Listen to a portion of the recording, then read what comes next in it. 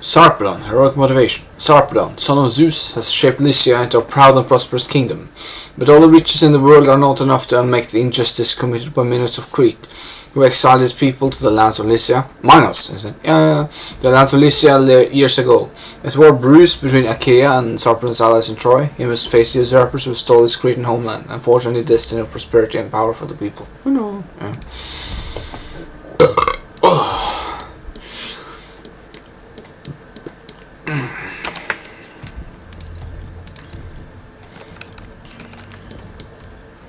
Oh look, yeah.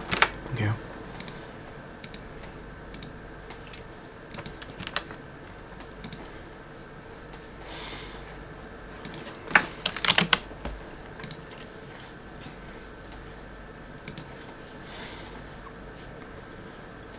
Ilus had been as outraged as anyone by Tantalus's depravity, enough to expel him by force of arms from the region. You would imagine that Pelops would have no objection to his father's expulsion. After all, Tantalus had slaughtered him, his own son, butchered him, and presented him to the Olympians in a fricassee. But far from it. No sooner had Pelops attained manhood than he raised an army and attacked Ilus, but was easily bested in battle.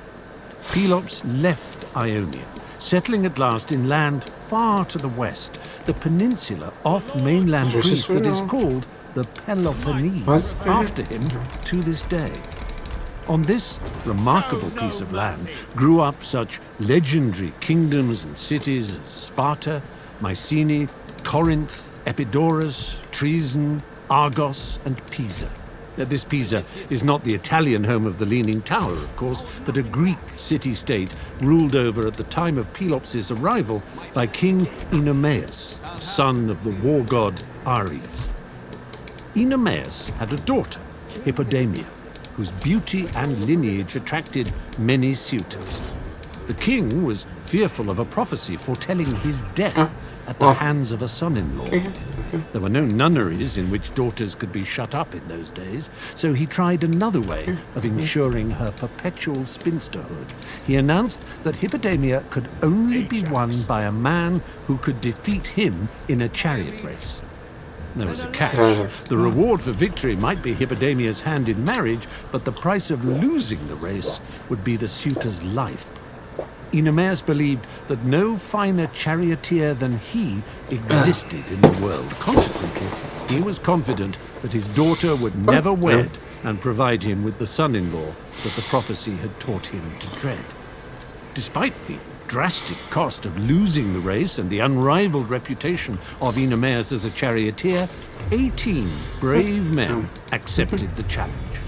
Hippodamia's beauty was great, and the prospect of winning her and the rich city-state of Pisa was tempting. 18 had raced against Oenomaus, and 18 had been beaten.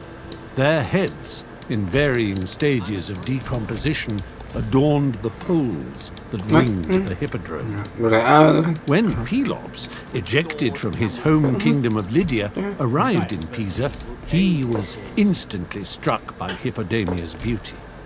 While he believed in his own skills as a horseman, he thought it wise to call upon his one-time lover, Poseidon, for extra aid.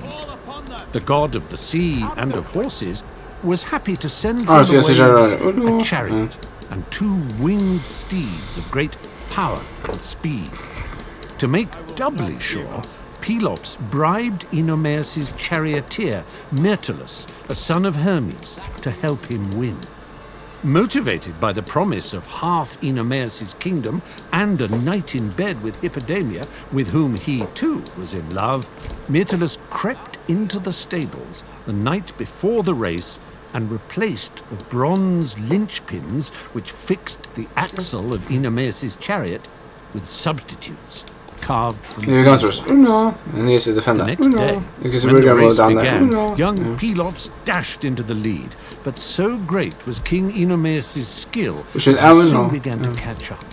He was almost upon Pelops, his javelin raised to strike a death blow. When the waxen linchpins gave way, the wheels flew from the chariot, and Oenomaus was dragged to a bloody death under the hoofs of his own horses.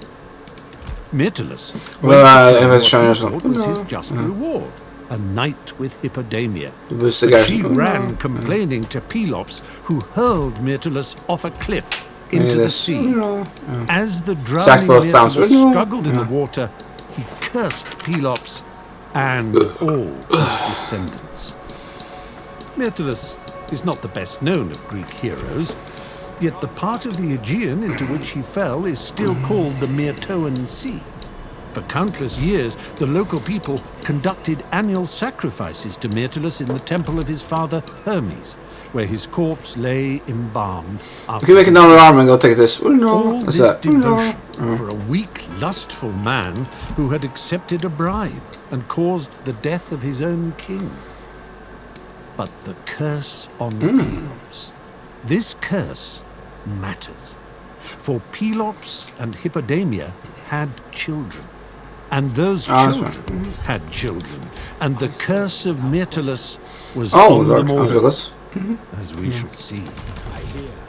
If this story, the story of Troy, has a meaning or a moral, it is the old simple lesson that actions have consequences. What Tantalus did, exacerbated by what Pelops did, the actions of these two caused a doom to be laid on what was to be the most important royal house of Greece. Meanwhile, the royal house of Troy was about to invoke a curse of its own. King Ilus had died, and the throne of Troy was now occupied by his son Laomedon.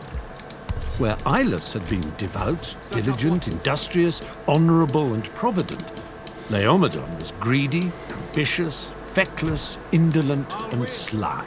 We'll send them back. His greed and ambition included a desire to develop the city of Troy still further, to give it great protective walls and ramparts, golden towers and turrets, to endow it with a splendor such as the world had never known. Rather than plan and execute this himself, Laomedon did something that might seem strange to us, but which was still possible in the days when gods and men walked the earth together. He commissioned two of the Olympian gods, Apollo and Poseidon, to do the work for him. The immortals were not above a little contract labor, and the pair threw themselves into the construction project with energy and skill, piling up great granite boulders and dressing them into neat blocks to create magnificent gleaming walls. In a very short time the work was done, and a newly fortified Troy stood proudly on the plain of Ilium, as grand and formidable a fortress city as had ever been seen.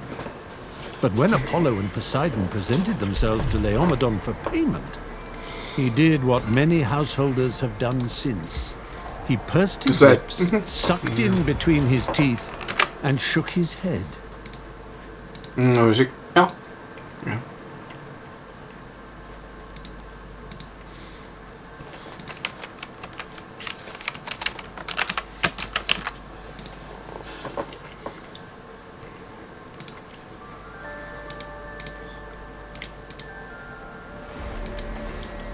Our fate now lies in the hands of the gods. Idiot. Homer, idiot.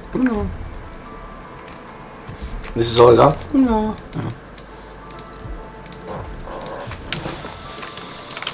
Find a nice cozy corner and hold. Okay, this is good enough. This is actually damn good. Let's see what this is. This is better.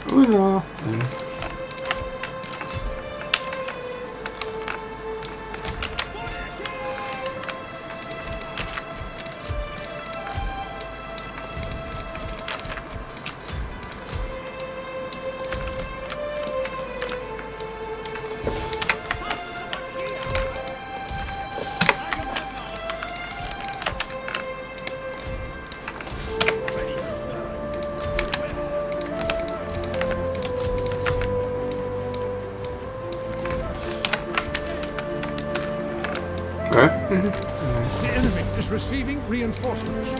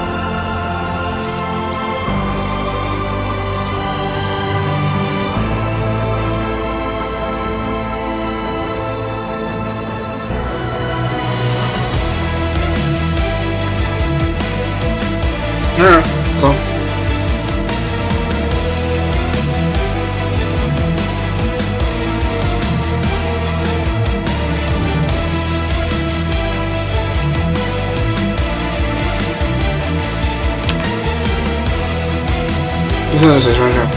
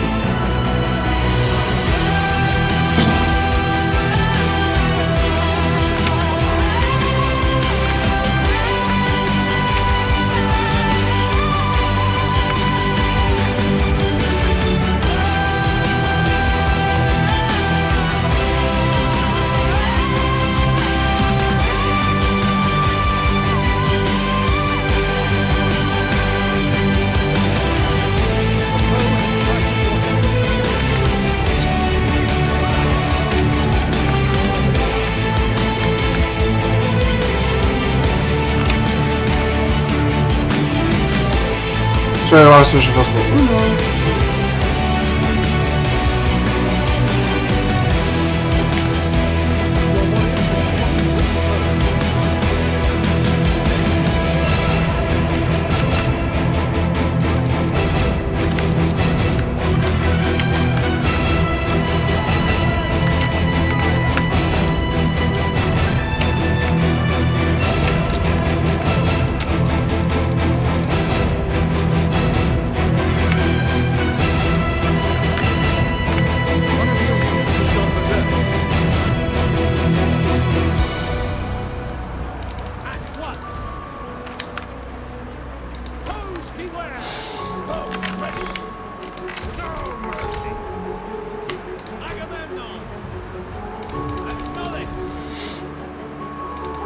Press on. Are you ready to die?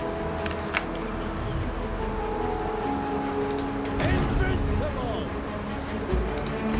Right. I can smell your invincible one.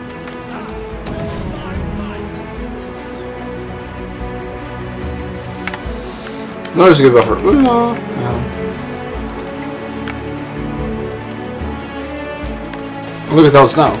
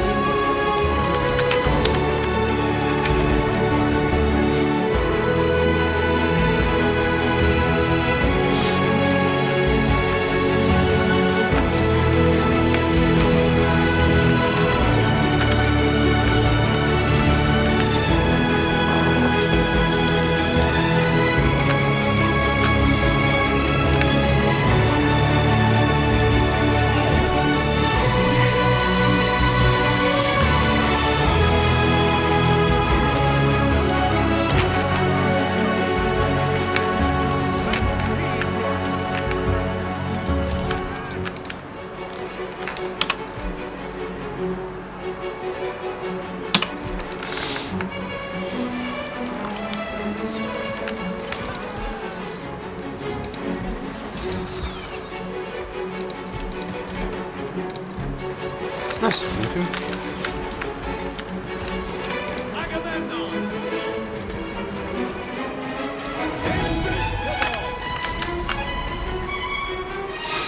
Nice 7 kills. Wow, that's very good. Yeah.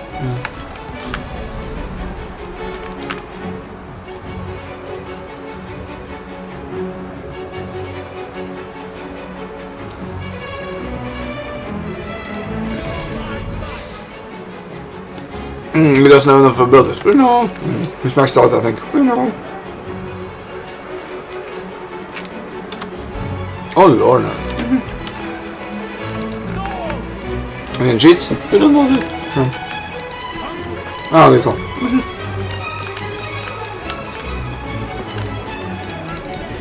They won't be able to fight in this match. We know.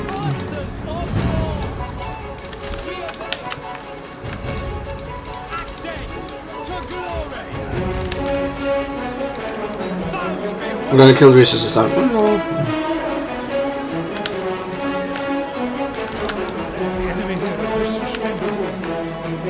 Oh, cute. Oh, det ser jag. Ah! Kom. Vi får bara gå. Ja, vänta. Ja.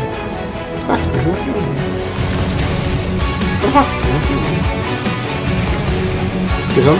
Ja.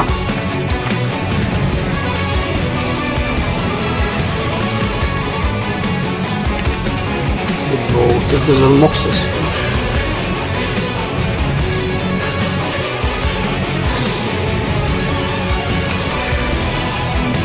Oh, I think they died. Oh, kill the hero.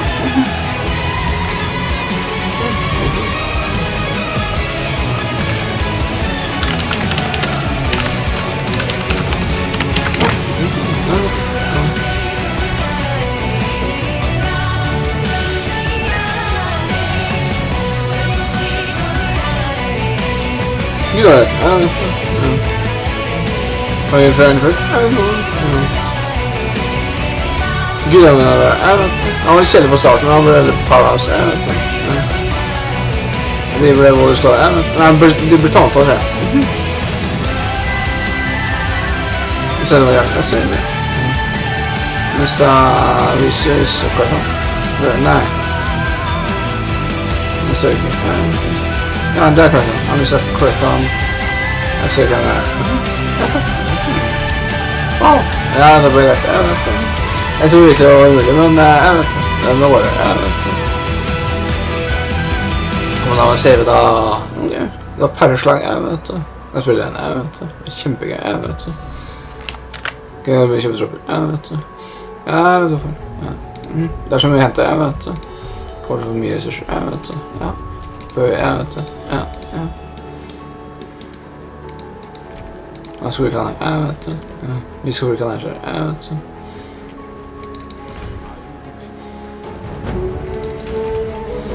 Bok, ja.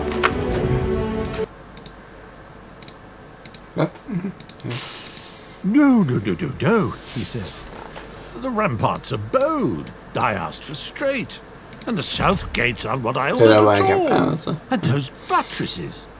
All wrong. Oh, dear me. No, I can't possibly pay you for shoddy work like that. They say a fool and his gold are soon parted. But they ought to say, too, that those who refuse ever to be parted from gold are the greatest fools of all. The revenge of the cheated gods was swift and merciless. Apollo shot plague arrows over the walls and into the city. Within days, the sound of wailing and moaning rose up around Troy as at least one member of every family was struck down by deadly disease. At the same time, Poseidon sent a huge sea monster to the Hellespont.